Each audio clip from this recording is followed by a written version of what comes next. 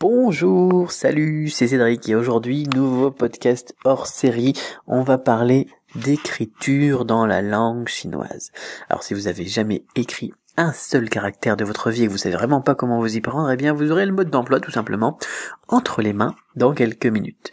Et si vous pensez encore que l'écriture est la partie la plus difficile de la langue, alors ça peut signifier deux choses.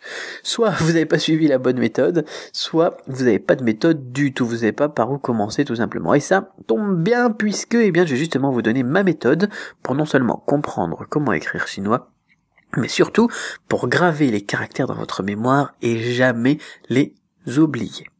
Alors si vous êtes comme moi, à mes débuts, la première fois où j'ai vu un caractère chinois et que ça a attiré un petit peu ma curiosité, mais je me suis imaginé le nombre d'années nécessaires pour pouvoir apprendre à les maîtriser. Je me suis dit, moi aussi comme ça un peu naïvement, que chaque caractère était unique et donc n'avait aucun point commun avec les autres. Comme si finalement les Chinois devaient apprendre un alphabet composé de 10 ou 20 000 caractères. Et là, rapidement je me suis dit, peut-être comme vous d'ailleurs, que la tâche c'était insurmontable, c'était impossible, à tel point que j'ai failli vraiment abandonné. Mais j'ai persévéré et je me suis rendu compte qu'au final, non. Chaque caractère n'est pas unique et oui, il possède des éléments communs. Ce qui, comme vous l'imaginez, ça facilitait grandement la tâche. Donc maintenant, vous pouvez oublier cette histoire d'alphabet géant à 20 000 caractères et plutôt vous concentrer sur à peine 200 éléments à connaître pour pouvoir jongler entre tous les caractères. Ça, c'est vraiment important de le noter. À peine 200 éléments, 200 composantes, 200 clés, 200, peu importe comment vous les appelez, donc éléments à connaître pour pouvoir jongler entre tous les caractères. Avant de rentrer dans les détails techniques, il faut bien comprendre que les caractères chinois ont beaucoup évolué sur plusieurs milliers d'années par contre.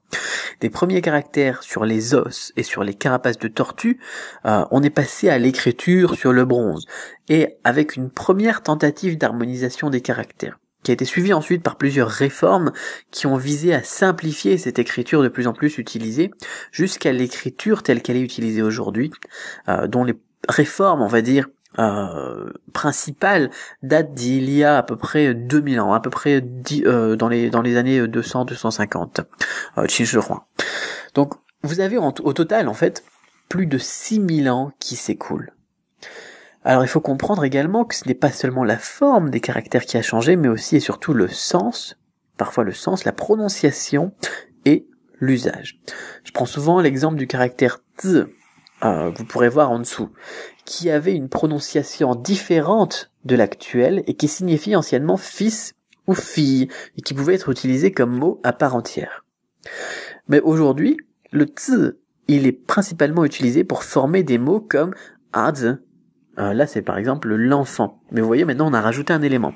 Mais aussi dans d'autres termes, où il perd complètement le sens de fils, comme dans Naozi, le cerveau pings, la bouteille.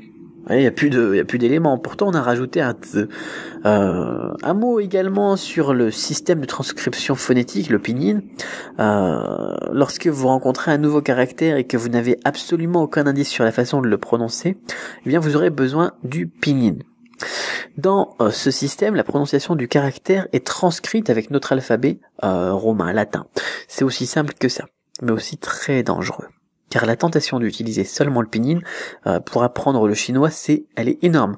Et je vous le déconseille formellement, tout simplement, parce que c'est une aide, quoi. Ça vous servira comme support d'apprentissage pour apprendre la langue, et il vous sera d'aucune utilité en Chine, par exemple. Ou même les Chinois, ils se trompent d'ailleurs dans les pinyin. J'ai fait un article là-dessus d'ailleurs très récemment sur le blog, vous pourrez retourner le voir. Peut-être qu'il n'est pas publié d'ailleurs au moment où vous écouterez ce podcast. Mais le pinyin, il faut vraiment le voir comme une aide, c'est un peu comme les roues d'un vélo, voilà les petites roues, quand on est petit. On en a besoin, ça nous aide beaucoup, en fait c'est même pas obligatoire, mais ça nous aide beaucoup pour apprendre à faire du vélo. Mais quand on est adulte, ça le fait pas tout simplement de garder les petites roues. Voilà, donc le pinyin ça sera pareil. Alors maintenant je sais ce que vous pensez. Vous allez me dire merci Cédric pour cet historique, mais je vois pas comment ça va m'aider pour apprendre à écrire le chinois. Eh bien vous vous trompez. Alors vous vous trompez, comme moi à l'époque. Imaginez une méthode d'apprentissage de l'écriture chinoise basée sur l'historique et l'évolution des caractères. Eh oui, ça existe. Imaginez maintenant que, test à l'appui, cette façon d'enseigner l'étude des caractères chinois soit plus efficace que d'apprendre de simples listes comme on voit partout. C'est un petit peu comme si je vous disais, tiens voilà, tu vas apprendre tous les numéros de sécurité sociale de ta famille. Et tu les apprends par cœur, voilà. et on vous donne une suite de numéros, et puis voilà. Si on vous explique pas que le premier chiffre, ça dépend, ça change, si c'est 1, si c'est un garçon, c'est 2, si c'est une fille, qu'ensuite c'est la date de naissance, qu'ensuite c'est le département, qu'ensuite c'est la ville, et qu'ensuite seulement c'est un chiffre aléatoire, si vous n'avez pas toute cette historique, toutes ces explications, toute cette décomposition, eh bien, ça paraît être une tâche impossible. Tandis que si vous savez quand sont nés, ou bien les anniversaires des personnes de votre famille, ce qui est généralement le cas, si vous savez que c'est un garçon ou une fille, si vous savez où ils sont nés, ce qui est généralement le cas, au final, il n'y a plus qu'un petit peu à apprendre. Eh bien, ça sera pareil pour les caractères. Alors, je pars un petit peu là, loin dans mes exemples, mais c'est vraiment important. Alors, si ça vous intéresse oui. Bon, eh bien, c'est pas tout. Imaginez maintenant que on va coupler ça à un système d'apprentissage des nouveaux caractères, que j'ai appelé le système des 3 mémoires. Vous disposeriez alors de la méthode la plus puissante pour maîtriser cette fameuse écriture. Non seulement vous aurez entre les mains un système complet pour apprendre à écrire les caractères, à les lire, à les comprendre, mais aussi surtout, vous aurez le moyen le plus efficace pour jamais les oublier. Et si vous voulez recevoir ce système tout de suite et commencer à l'utiliser dans moins de 2 minutes, mettez simplement sur pause et cliquez sur le bouton juste en dessous. Ok. Maintenant, on va aller plus loin dans ce podcast en nous penchant sur l'écriture d'un caractère. En français, par exemple, lorsque vous écrivez la lettre A majuscule, vous ne commencez jamais par écrire en bas à droite, mais par convention, vous allez démarrer plutôt en bas à gauche, car le sens de l'écriture se fait de gauche vers la droite et pas l'inverse. Eh bien, pour un caractère chinois, ça sera la même chose, il existe des conventions dans l'ordre des traits. Par exemple, un caractère s'écrit de haut en bas, de gauche à droite. Certains caractères utilisent le principe du cadre aussi, qui ne sera refermé qu'en tout dernier lieu. Une ligne verticale coupe une ligne horizontale. On a plein de règles comme ça.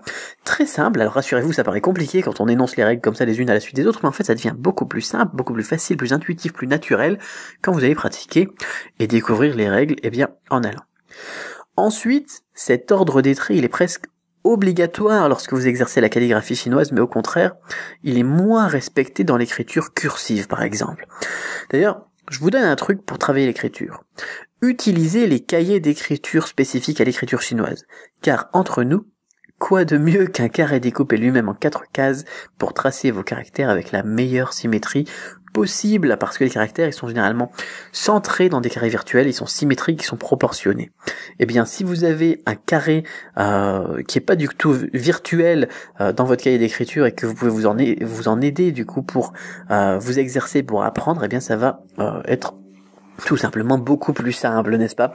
Et la bonne nouvelle, c'est que vous pouvez trouver ce type de cahier aussi bien chez un libraire qu'à la Fnac et même en ligne. Ça coûte environ 1,50 €. Et généralement, par exemple, à la Fnac, les frais de port sont compris. Enfin, maintenant, avec les lois en France, c'est 1 centime. Donc, ça fera 1,51 € pour un super outil. Enfin bon. Alors, je vous parlais à l'instant donc de ce système pour apprendre les nouveaux caractères grâce à leur historique ou étymologie. Associé à la technique des 3 mémoires, eh bien ce système, il va prendre également en compte l'ordre des traits dans les caractères chinois et le tout en vidéo. Donc tout ce que je vous ai dit là, eh bien ça va être tout expliqué en vidéo. Alors il va vous suffire donc de reproduire ce que vous voyez dans chaque vidéo tout simplement sans vous soucier de la méthodologie. D'ailleurs je donne même des grilles d'écriture les premiers mois notamment pour ceux qui n'auraient pas acheté le fameux cahier d'écriture, comme ça on économise 1,51 €, même si je vous le recommande. Donc sans vous soucier du coup tout ça, sans vous soucier de la méthodologie, puisque tout est déjà créé pour optimiser au maximum votre apprentissage. Finalement, c'est un peu comme si vous aviez un professeur derrière votre dos qui vous guiderait à chacun de vos tracés. Voilà. Alors dans quelques secondes, vous allez pouvoir commencer à utiliser ce système complet d'écriture et effectuer vos premiers tracés de caractères chinois. Il vous suffit de cliquer encore une fois sur le bouton juste en dessous pour avoir accès à la méthode complète. Vous recevrez vos premières vidéos ainsi qu'un pack de bienvenue bonus cadeau pour enfin vous lancer en chinois. Alors cliquez sur le bouton ci-dessous et je vous retrouve tout de suite de l'autre côté avec la leçon numéro 1 et la leçon d'initiation. À tout de suite.